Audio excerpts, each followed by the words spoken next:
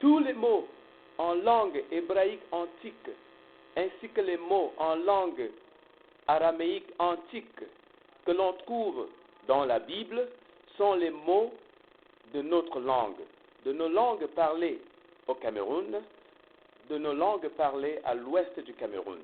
Pour cette seconde vidéo, voici je vous présente un autre texte. Lisons aujourd'hui le texte de Actes, le chapitre 1, le verset 19. Et la chose a été connue de tous les habitants de Jérusalem, si bien que ce chant a été appelé dans la langue des habitants de Jérusalem Akeldama, mot hébreu qui signifie chant du sang. Eh bien, Akeldama, dans nos langues au Cameroun, Akeldama signifie chant du sang. Mais voici comment il faut prononcer ce mot hébreu antique. Il faut le prononcer ko, le dema. Ko, le dema.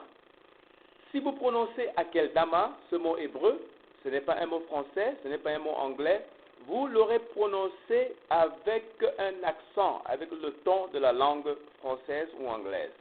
Donc, il faut que le linguiste que je suis vous montre comment prononcer ce mot avec le ton hébreu antique. Donc, Akeldama, c'est Kole Dema. Ko signifie le chant, le signifie la blessure ou le sang, et Dema signifie au-dessus de moi. Kole Dema signifie le chant du sang est au-dessus de moi. Pas au-dessus de moi, ça Gromeni, mais au-dessus de Judas Iscariote, Joindre, Yinkaye.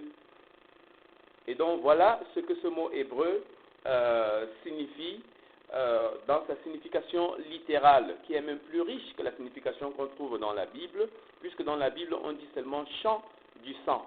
Et il n'y a pas au-dessus de moi. Alors, dans la langue hébraïque antique, comme vous venez d'écouter le ton, vous voyez qu'il y a une explication extra.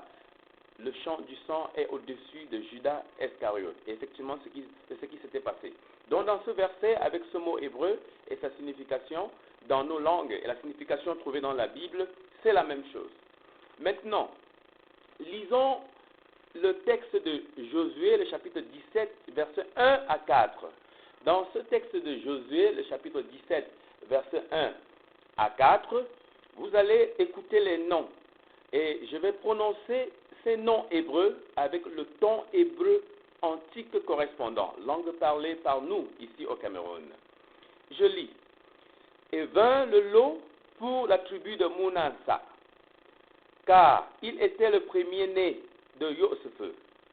Pour Mouanka, le premier-né de Manasseh, le père de Ngwelia ou Ngilia, car il était un homme de guerre. Ngilia ou Ngwelia et Bochor devint sa propriété.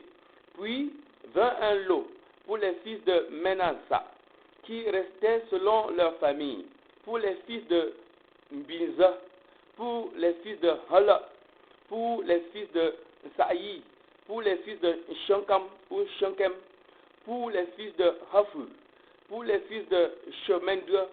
C'étaient là les fils de Manasseh, le fils de Yoseph, les mâles selon leur famille.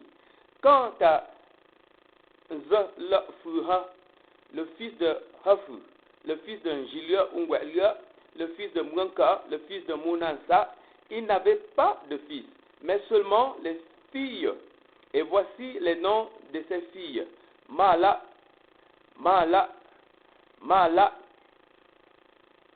et Noa, Hangula, Mwalanka, et Chinza, Mala. Eh bien, mesdames, mesdemoiselles, messieurs, vous avez eu le privilège d'écouter pour la première fois aujourd'hui comment les noms hébreux sont prononcés avec le son hébreu antique correspondant.